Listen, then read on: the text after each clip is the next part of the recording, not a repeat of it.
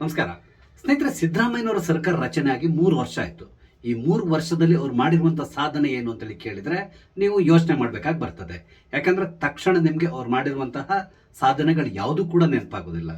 ಇವ್ರು ಹೋದಲ್ಲಿ ಬಂದಲ್ಲಿ ಹೇಳೋ ಮಾತಿರ್ಬೋದು ಅಥವಾ ಪೇಪರ್ನಲ್ಲಿ ಅಡ್ವರ್ಟೈಸ್ಮೆಂಟ್ಸ್ ಕೊಡ್ತಾ ಇರ್ತಾರಲ್ಲ, ಅವಾಗ ನುಡಿದಂತೆ ನಡೆದಿದ್ದೇವೆ, ನಾವು 5 ಗ್ಯಾರಂಟಿಗಳನ್ನ ಜಾರಿಗೆ ತಂದಿದ್ದೇವೆ, ಈ 5 ಗ್ಯಾರಂಟಿಗಳಿಂದಾಗಿ ಕರ್ನಾಟಕ ಜನರ ಜೀವನದ ಮಟ್ಟವೇ ಬದಲಾಗ್ಬಿಟ್ಟಿದೆ, ಈ ರೀತಿಯಾದಂಥ ಹೇಳಿಕೆಗಳನ್ನು ಕೊಡ್ತಾ ಇರ್ತಾರೆ ಅಥವಾ ಭಾಷಣದಲ್ಲಿ ಸಾಮಾನ್ಯವಾಗಿ ಹೇಳ್ತಾ ಇರ್ತಾರೆ. ಈ ಗ್ಯಾರಂಟಿಗಳನ್ನ ಜಾರಿಗೆ ತಂದಿದ್ದು ಬಿಟ್ರೆ ಇವರು ಮಾಡಿರುವಂತಹ ಬಹುದೊಡ್ಡ ಸಾಧನೆ ಏನು ಅಂತೇಳಿ ಹೇಳಿದ್ರೆ, ಒಂದು ಪರ್ಟಿಕ್ಯುಲರ್ ಸಮುದಾಯದ ಮೇಲೆ ಇರುವಂತಹ ಕೇಸ್ಗಳನ್ನ ವಿಡ್ರಾ ಮಾಡ್ಕೊಂಡು ಬಂದಿರುವಂತಹದ್ದು. ಆ ಮೂಲಕ ಆ ಸಮುದಾಯದವರಿಗೆ ಇವರು ಧೈರ್ಯ ತುಂಬ್ತಾರೆ. ನಾವು ನಿಮ್ ಜೊತೆಗಿದ್ದೇವೆ, ನೀವೇನು ತಲೆ ಬಿಸಿ ಮಾಡ್ಕೋಬೇಡಿ, ನಿಮ್ಗೆ ಏನ್ ಬೇಕೋ ಅದನ್ನ ಮಾಡಿ, ನಿಮ್ಮ ಮೇಲೆ ಏನಾದ್ರು ಕೇಸ್ ಬುಕ್ ಆದ್ರೆ ಆ ಕೇಸ್ಗಳನ್ನ ನಾವು ವಾಪಸ್ ತಗೊಳ್ತೇವೆ, ನೀವು ಧೈರ್ಯಗೆಡಬೇಡಿ, ನೀವು ಮುನ್ನುಗ್ಗಿ, ಈ ರೀತಿಯಾಗಿ ಅವ್ರನ್ನ ಪ್ರೋತ್ಸಾಹಿಸ್ತಾ ಇರೋ ರೀತಿಯಲ್ಲಿ ಕಾಣಿಸ್ತಿದೆ. ಈಗ ಲೇಟೆಸ್ಟ್ ಆಗಿ ನಿನ್ನೆ ಭಟ್ಕಳದಲ್ಲಿ ಕೂಡ ಒಂದು ಘಟನೆ ನಡೆದಿದೆ. ಭಟ್ಕಳದಲ್ಲಿ NH-66 ನ ಕನ್ಸ್ಟ್ರಕ್ಷನ್ ಆಗ್ತಾ ಇರೋ ಸಂದರ್ಭದಲ್ಲಿ ಅಲ್ಲೊಂದು ಕಟ್ಟೆ ಇತ್ತು, ಅದಕ್ಕೆ ಮೂರಿ ಕಟ್ಟೆ ಅಂತ ಹೇಳ್ಕೊಂಡು ಹೇಳ್ತಾರೆ. ಅಲ್ಲಿ ದೇವರನ್ನ ಇಟ್ಟು ಪೂಜೆ ಮಾಡುವಂತಹ ಪರಿಪಾಠ ಮೊದಲಿನ ನಡ್ಕೊಂಡು ಬಂದಿದೆ. ಈ ಮೂರಿ ಕಟ್ಟೆ ಏನಿದೆ ಇದು ರಸ್ತೆಯಲ್ಲಿ ಬರ್ತಾ ಇರೋದ್ರಿಂದ ಇದನ್ನ ಇನ್ನೊಂದು ಕಡೆ ಶಿಫ್ಟ್ ಮಾಡ್ಲಿಕ್ಕೆ ಅಲ್ಲಿಯ ನ್ಯಾಷನಲ್ ಹೈವೇ ಅಥಾರಿಟಿ ಹಿಂದೂಗಳನ್ನ ಕೇಳ್ಕೊಳ್ತು, ಹಿಂದೂಗಳು ಕೂಡ ಒಪ್ಕೊಂಡ್ರು. ಹಾಗಾಗಿ ನ್ಯಾಷನಲ್ ಹೈವೇಗೆ ಸಂಬಂಧಪಟ್ಟಂತ ಜಾಗದಲ್ಲೇ ಅವರಿಗೆ ಒಂದು ಜಾಗವನ್ನು ಕೂಡ ಕೊಟ್ಟಿದ್ರು. ಅಲ್ಲಿ ನೀವು ಕಟ್ಟೆಯನ್ನ ಕಟ್ಕೊಳ್ಬಹುದು ಅಂತ ಅವ್ರಿಗೆ ಪರ್ಮಿಷನ್ ಕೊಟ್ಟಿದ್ರು. ಹಾಗೆ ಇಲ್ಲಿದ್ದಂತ ಹಳೆ ಕಟ್ಟೆಯನ್ನ ಅಲ್ಲಿಂದ ಶಿಫ್ಟ್ ಮಾಡಲಾಯಿತು. ಈಗ ಆಗಿರುವಂತ ಸಮಸ್ಯೆ ಏನು ಅಂತ ಹೇಳಿದ್ರೆ, ಮೊನ್ನೆ ಅಷ್ಟೇ ಆ ಕಟ್ಟೆಯನ್ನ ಹಿಂದೂಗಳು ಸೇರ್ಕೊಂಡು ಕನ್ಸ್ಟ್ರಕ್ಷನ್ ಮಾಡಿದ್ದಾರೆ, ಅಂದ್ರೆ ಕಟ್ಟೆಯನ್ನ ಕಟ್ಟಿದ್ದಾರೆ. ಆದ್ರೆ ನಿನ್ನೆ ರಾತ್ರಿ ಇದ್ದಕ್ಕಿದ್ದಾಗೆ ಒಂದಿಷ್ಟು ಮುಸಲ್ಮಾನರಲ್ಲಿ ಸೇರಿ ಈ ಕಟ್ಟೆಯನ್ನ ಒಡೆಯುವಂತ ಪ್ರಯತ್ನಕ್ಕೆ ಕೈ ಹಾಕಿದ್ರು. ಆಗ ಅಲ್ಲಿದ್ದಂತ ಹಿಂದೂಗಳು ಆ ಕಟ್ಟೆಯನ್ನ ರಕ್ಷಣೆ ಮಾಡ್ಲಿಕ್ಕೆ ಪ್ರಯತ್ನಿಸಿದ್ರು. ಆ ಸಂದರ್ಭದಲ್ಲಿ ಒಂದಿಷ್ಟು ಆರ್ಗ್ಯುಮೆಂಟ್ಸ್ ಕೂಡ ನಡೀತು. ಕೊನೆಗೆ ಅಲ್ಲಿ ಪೊಲೀಸರು ಕೂಡ ಬಂದ್ರು. ಆದ್ರೆ ಅಲ್ಲಿದ್ದಂತ ಮುಸಲ್ಮಾನ್ ಮುಖಂಡರು ಇವ್ರು ಯಾರನ್ನೂ ಲೆಕ್ಕಿಸದೇನೆ ಈ ಕಟ್ಟೆಗೆ ಭಾಗಶಃ ಡ್ಯಾಮೇಜ್ ಕೂಡ ಮಾಡಿದ್ರು. ಆಗ ಪೊಲೀಸರು ಇವ್ರನ್ನ ತಡಿಲಿಕ್ಕೆ ಕೂಡ ಪ್ರಯತ್ನಿಸಿದ್ರು. ಆದ್ರೆ ಅಲ್ಲಿದ್ದಂತ ಉದ್ರಿಕ್ತ ಮುಸಲ್ಮಾನರು ಈ ಪೊಲೀಸರ ಮೇಲೆ ಕೈ ಮಾಡಿದ್ದಾರೆ. ಅಲ್ಲಿದ್ದಂತ ಪೊಲೀಸರ ಮೇಲೆ ಹಲ್ಲೆಯನ್ನ ನಡೆಸಿದ್ರು. ಕೊನೆಗೆ ಪೊಲೀಸರು ಲಾಠಿ ಚಾರ್ಜ್ ಮಾಡಿ ಏನೋ ಪರಿಸ್ಥಿತಿಯನ್ನ ಬಂದಿಗೆ ತಂದ್ರು. ಈ ರೀತಿಯಾಗಿ ನಮ್ಮ ರಾಜ್ಯದಲ್ಲಿ ಪದೇ ಪದೇ ನಡೀತಾ ಇದೆ. ಈ ರೀತಿ ನಡೀಲಿಕ್ಕೆ ಪ್ರಮುಖ ಕಾರಣ ಏನು ಅಂತ ಹೇಳಿದ್ರೆ ನಮ್ಮ ಸರ್ಕಾರ. ನಿಮ್ಗೆ ಗೊತ್ತಿದೆ, ಸಿದ್ದರಾಮಯ್ಯನವರ ಸರ್ಕಾರ ಒಂದು ಸಮುದಾಯದವ್ರನ್ನ ಯಾವ ರೀತಿ ಓಲೈಕೆ ಮಾಡ್ತಾರೆ ಅಂತಕೊಂಡು ಕಳೆದ ವಾರ ಕ್ಯಾಬಿನೆಟ್ ಒಂದು ನಿರ್ಧಾರವನ್ನು ತಗೊಳ್ತು. ಈ ಲಾಡ್ಲೆ ಮಶಾಕ್ ದರ್ಗಾಕ್ಕೆ ಸಂಬಂಧಪಟ್ಟ ಈ ಹಿಂದೆ 2022ರಲ್ಲಿ ನಡೆದಂತಹ ಘಟನೆ, ಆ ಗಲಭೆಯಲ್ಲಿ ಒಂದಿಷ್ಟು ಪೊಲೀಸ್ ವಾಹನಗಳನ್ನ, ಅಲ್ಲಿಯ DC ವಾಹನವನ್ನ, ಪೊಲೀಸ್ ಕಮಿಷನರ್ ವಾಹನ, ಎಲ್ಲ ವಾಹನಗಳನ್ನ ಇವರು ಜಖಂಗೊಳಿಸಿದ್ರು. ಬಹಳಷ್ಟು ದೊಡ್ಡ ಗಲಭೆ ನಡೆದಿತ್ತು, ನಿಮ್ಗೆ ಗೊತ್ತಿರುವಂತಹ ವಿಷಯ ಇದು. ಲಾಡ್ಲೆ ಮಶಾಕ್ ದರ್ಗಾದಲ್ಲಿರುವಂತಹ ಶಿವಲಿಂಗವನ್ನ ಅಪವಿತ್ರಗೊಳಿಸಿದ್ದಾರೆ ಅನ್ನುವ ಒಂದು ಸುದ್ದಿ ಎಲ್ಲೆಡೆ ಹರಿದಾಡಿತ್ತು.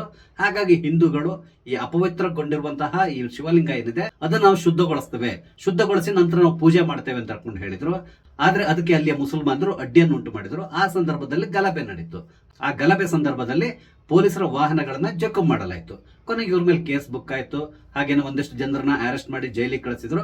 ಕೊನೆಗೆ ಅವರಿಗೆ ಬೈಲ್ ಸಿಕ್ಕಿದೆ, ಎಲ್ಲದೂ ಆಗೋಗಿದೆ. ಮೊನ್ನೆ ನಡೆದಂತ ಕ್ಯಾಬಿನೆಟ್ ಮೀಟಿಂಗ್ ನಲ್ಲಿ ಇವರ ಮೇಲಿರುವಂತಹ ಕೇಸ್ಗಳನ್ನ ವಾಪಸ್ ತಗೊಳ್ಳಿಕ್ಕೆ ಸರ್ಕಾರ ನಿರ್ಧಾರ ತಗೊಳ್ತು. ಅದೇ ರೀತಿಯಲ್ಲಿ ಮಾಡ್ತು ಕೂಡ. ಅದೇ ರೀತಿಯಲ್ಲಿ ಈ ಹಿಂದೆ ಹಳೆ ಹುಬ್ಬಳ್ಳಿಯಲ್ಲಿ ನಡೆದಂತಹ ಇನ್ನೊಂದು ಗಲಭೆ ಬಗ್ಗೆ ಕೂಡ ನಿಮ್ಗೆ ಗೊತ್ತಿರಬಹುದು. ಅಲ್ಲಿ ಪೊಲೀಸ್ ಸ್ಟೇಷನ್ ಮೇಲೆ ಇವರು ದಾಳಿ ನಡೆಸಲಿಕ್ಕೆ ಪ್ರಯತ್ನಿಸಿದ್ರು. ಹಾಗೇನೆ ಪೊಲೀಸ್ ವಾಹನಗಳನ್ನ ಕೂಡ ಜಖಂಗೊಳಿಸಿದ್ರು. ಆ ಕೇಸ್ನಲ್ಲಿ ಕೂಡ ಅಷ್ಟೇ ಒಂದಿಷ್ಟು ಮುಸಲ್ಮಾನರ ಮೇಲೆ ಕೆಲವೊಂದು ಕೇಸ್ಗಳು ಬುಕ್ ಆಗಿತ್ತು. ಅದನ್ನ ಈ ಹಿಂದೆನೆ ಈ ಸರ್ಕಾರ ವಾಪಸ್ ತಗೊಂಡ್ಬಿಟ್ಟಿತ್ತು. ಹಾಗೇನೆ ನಮ್ಮ ಸಿದ್ದರಾಮಯ್ಯನವರ ಸರ್ಕಾರ ಇನ್ನೊಂದು ದೊಡ್ಡ ಗಿಫ್ಟ್ ಅನ್ನ ಮುಸಲ್ಮಾನರಿಗೆ ಕೊಡ್ಲಿಕ್ಕೆ ಹೊರಟಿತ್ತು. ಅದೇನಂತ ಹೇಳಿದ್ರೆ, KG ಹಳ್ಳಿ ಮತ್ತು DG ಹಳ್ಳಿಯಲ್ಲಿ ನಡೆದಂತಹ ಗಲಭೆ ನಿಮ್ಗೆ ಗೊತ್ತಿರಬಹುದು. ಆ ಗಲಭೆಯಲ್ಲಿ ಅಲ್ಲಿಯ MLA ಆದಂತಹ ಅಖಂಡ ಶ್ರೀನಿವಾಸ ಮೂರ್ತಿ ಅವರ ಮನೆಯನ್ನ ಸುಟ್ಟು ಹಾಕ್ಬಿಟ್ಟಿದ್ರು. ಲಕ್ಕಿಲಿ ಆ ದಿನ ಅವ್ರ ಮನೆಯಲ್ಲಿ ಇರಲಿಲ್ಲ. ಒಂದ್ ವೇಳೆ ಅವ್ರ ಏನಾದ್ರು ಮನೆಯಲ್ಲಿ ಇದ್ದಿದ್ರೆ ಅವ್ರನ್ನ ಕೂಡ ಕೊಲ್ಲುವಂತ ಪ್ಲಾನ್ ಇದ್ದಿತ್ತು. ಆದ್ರೆ ಅವರು ಶಿವರಾತ್ರಿ ಪ್ರಯುಕ್ತ ಒಂದು ಪೂಜೆಗಾಗಿ ಒಂದು ದೇವಸ್ಥಾನಕ್ಕೆ ಹೋಗಿದ್ರು. ಆದ್ರಿಂದಾಗಿ ಅವರು ತಮ್ಮ ಜೀವವನ್ನು ಉಳಿಸ್ಕೊಂಡ್ರು. ಈ ಗಲಭೆ ಸಂದರ್ಭದಲ್ಲಿ ಏನೆಲ್ಲ ಆಯ್ತು ಅನ್ನೋದನ್ನ ನೀವು ಕಣ್ಣಾರೆ ನೋಡಿರ್ತೀರಿ. ಯಾಕಂದ್ರೆ ಲೈವ್ ಟೆಲಿಕಾಸ್ಟ್ ಕೂಡ ನಡೀತಾ ಇತ್ತು. ಬಹಳಷ್ಟು ವಾಹನಗಳನ್ನು ಸುಟ್ಟಾಕಿದ್ರು. ಪೊಲೀಸ್ ಠಾಣೆ ಮೇಲೆ ದಾಳಿ ನಡೆಸಲಿಕ್ಕೆ ಪ್ರಯತ್ನಿಸಿದ್ರು. ಪೊಲೀಸ್ ಸ್ಟೇಷನ್ಗೆ ಬೆಂಕಿ ಹಚ್ಚುವಂತ ಪ್ರಯತ್ನ ಕೂಡ ನಡೀತು. ಕೊನೆಗೆ ಪೊಲೀಸರು ತಮ್ಮನ್ನ ತಾವು ರಕ್ಷಿಸಿಕೊಳ್ಳಿಕ್ಕಾಗಿ ಗೋಲಿಬಾರ್ ಕೂಡ ಮಾಡ್ಬೇಕಾಗಿ ಬಂತು.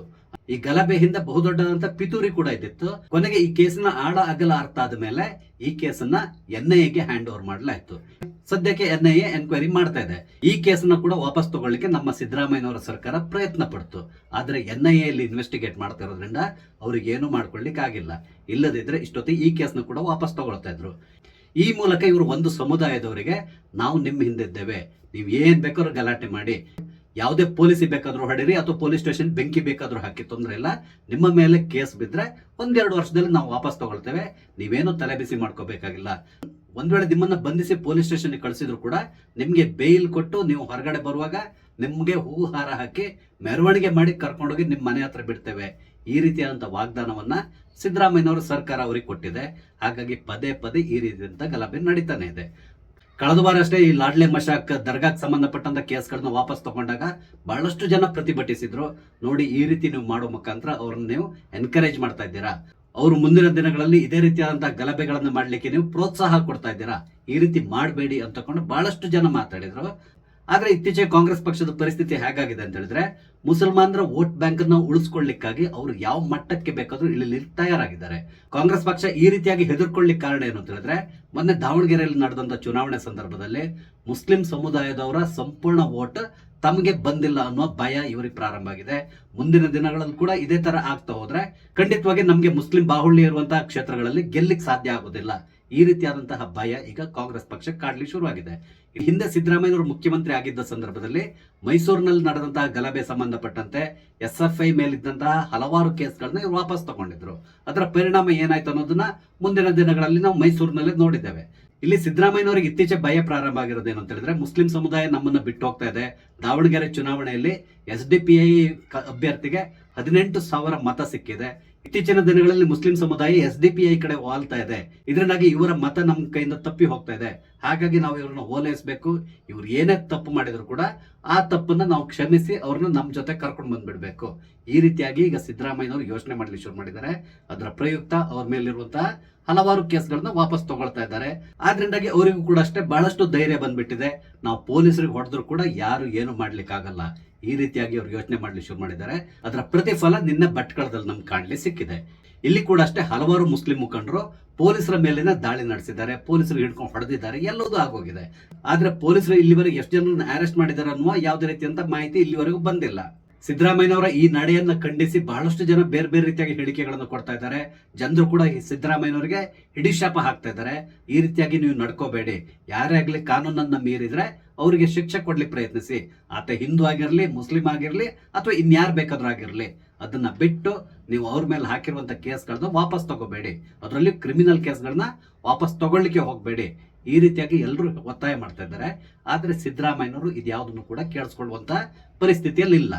ಇವರ ದೃಷ್ಟಿ ನೆಟ್ಟಿರೋದು ಕೇವಲ ಒಂದು ವೋಟ್ ಬ್ಯಾಂಕ್. ಆ ವೋಟ್ ಬ್ಯಾಂಕ್ ಅನ್ನ ನಾವು ಸಂರಕ್ಷಿಸ್ಕೋಬೇಕು, ಅದಕ್ಕಾಗಿ ನಾವು ಏನ್ ಬೇಕಾದ್ರೂ ಮಾಡ್ಲಿ ತಯಾರಿದ್ದೇವೆ. ಆ ರೀತಿಯಾಗಿ ಪ್ರತಿ ಬಾರಿ ಕೂಡ ಅವರು ಪ್ರೂವ್ ಮಾಡಿ ತೋರಿಸ್ತಾ ಇದ್ದಾರೆ. ಇಲ್ಲಿ ಮುಸ್ಲಿಂ ಸಮುದಾಯದವರು ಕೂಡ ಅಷ್ಟೇ ಈ ಒಂದು ಪಕ್ಷವನ್ನ ನಂಬಿಕೊಂಡು ಪದೇ ಪದೇ ಅವರು ಮೂರ್ಖರಾಗ್ತಿದ್ದಾರೆ. ಮುಸ್ಲಿಂ ಸಮುದಾಯದವರಿಗೆ ಉತ್ತಮವಾದಂತಹ ಎಜುಕೇಶನ್ ಸಿಗುವ ರೀತಿಯಲ್ಲಿ ಇವ್ರು ನೋಡ್ಕೊಳ್ಳಲ್ಲ. ಮುಸ್ಲಿಂ ಸಮುದಾಯದವರ ಅಭಿವೃದ್ಧಿ ಬಗ್ಗೆ ಇವ್ರು ಕಿಂಚಿತ್ ಕೂಡ ಯೋಚನೆ ಮಾಡ್ಲಿಕ್ಕೆ ಹೋಗ್ತಾ ಇಲ್ಲ. ಅದಕ್ಕೆ ಬದಲಾಗಿ ಅವ್ರು ಮಾಡುವಂತ ಈ ಕ್ರಿಮಿನಲ್ ಕೇಸ್ಗಳೇನಿದೆ ಆ ಕೇಸ್ಗಳನ್ನ ವಾಪಸ್ ತಗೊಳ್ಳೋ ಮುಖಾಂತರ ಪುನಃ ಪುನಃ ಅವರು ಇದೇ ರೀತಿಯಾದಂತಹ ಕೃತ್ಯಕ್ಕೆ ಕೈ ಹಾಕ್ಲಿ ಅನ್ನೋ ರೀತಿಯಲ್ಲಿ ಇವ್ರು ಎನ್ಕರೇಜ್ ಮಾಡ್ತಾ ಇರೋ ರೀತಿಯಲ್ಲಿ ಕಾಣಿಸ್ತದೆ.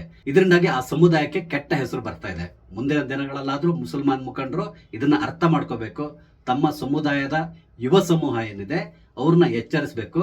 ಒಂದ್ ವೇಳೆ ಅವರು ಈ ರೀತಿಯಾದಂತಹ ಕೆಲಸ ಏನಾದ್ರು ಮಾಡಿದ್ರೆ ಅವರ ಪರವಾಗಿ ನಿಲ್ಲದೇನೆ ಸರ್ಕಾರಕ್ಕೆ ಇವರು ತಾಕೀತು ಮಾಡಬೇಕು. ನೋಡಿ, ಇವ್ರ ಮೇಲಿರುವಂತಹ ಕೇಸ್ಗಳನ್ನ ವಾಪಸ್ ತಗೋಬೇಡಿ, ಅವ್ರಿಗೆ ಕಠಿಣ ಶಿಕ್ಷೆ ಸಿಗುವ ರೀತಿಯಲ್ಲಿ ನೋಡ್ಕೊಳ್ಳಿ ಅನ್ನೋ ರೀತಿಯಲ್ಲಿ ಸರ್ಕಾರಕ್ಕೆ ಇವರು ಒತ್ತಡವನ್ನ ಹೇರಬೇಕು. ಆದ್ರೆ ಇಲ್ಲಿ ಎಲ್ಲದೂ ಕೂಡ ಉಲ್ಟಾ ನಡೀತಾ ಇದೆ. ಇದರಿಂದಾಗಿ ಆ ಸಮುದಾಯದ ಒಂದಿಷ್ಟು ಜನರು ದಾರಿ ತಪ್ತಾ ಇದ್ದಾರೆ. ಇದು ಮುಂದಿನ ದಿನಗಳಲ್ಲಿ ದೊಡ್ಡ ಅನಾಹುತಕ್ಕೆ ಕಾರಣ ಆದ್ರೂ ಕೂಡ ನಾವು ಆಶ್ಚರ್ಯ ಪಡ್ಬೇಕಾಗಿಲ್ಲ. ಅದೇನೇ ಇರಲಿ, ಸಿದ್ದರಾಮಯ್ಯನವರು ತಮ್ಮ ಕುರ್ಚಿಯನ್ನು ಉಳಿಸ್ಕೊಳ್ಳಿಕ್ಕಾಗಿ ಈ ರೀತಿಯಂತ ಕೆಲಸವನ್ನ ಮಾಡೋ ಮುಖಾಂತರ ತಮ್ಮ ಜನಪ್ರಿಯತೆಯನ್ನ ದಿನ ಕಳ್ಕೊಳ್ತಾ ಇದ್ದಾರೆ. ಎಲ್ಲದಕ್ಕಿಂತ ಪ್ರಮುಖವಾಗಿ ಕೇವಲ ಕುರ್ಚಿ ಉಳಿಸ್ಕೊಳ್ಳಿಕ್ಕಾಗಿ ಸಿದ್ದರಾಮಯ್ಯನವರು ಆಡ್ತಾ ಇರುವಂತಹ ಈ ದೊಂಬರಾಟಗಳನ್ನ ನೋಡಿ ಜನರಂತೂ ಬೇಸತ್ತು ಹೋಗ್ಬಿಟ್ಟಿದ್ದಾರೆ. ನೋಡೋಣ ಮುಂದೆ ಸಿದ್ದರಾಮಯ್ಯನವರು ಇನ್ಯಾವುದೆಲ್ಲ ಕೇಸ್ಗಳನ್ನ ವಾಪಸ್ ತಗೊಳ್ತಾರೆ ಅಂತಕೊಂಡು. ಸ್ನೇಹಿತರೆ, ಸಿದ್ದರಾಮಯ್ಯನವರ ಈ ನಡೆ ಬಗ್ಗೆ ನಿಮ್ಗೆ ಅನಿಸ್ತದೆ? ನಿಮ್ಮ ಅನಿಸಿಕೆಗಳನ್ನ ದಯವಿಟ್ಟು ಕಮೆಂಟ್ ಮುಖಾಂತರ ತಿಳಿಸಿ. ಹಾಗೇನೆ ಇಲ್ಲಿ ನಾನು ಹಂಚ್ಕೊಂಡಂತ ವಿಷಯ ಇಷ್ಟ ಆದ್ರೆ ಲೈಕ್ ಮಾಡಿ, ಶೇರ್ ಮಾಡಿ, ದಯವಿಟ್ಟು ನನ್ನ ಚಾನಲ್ ಸಬ್ಸ್ಕ್ರೈಬ್ ಮಾಡಿ. ನಮಸ್ತೆ, ಜೈ ಹಿಂದ್.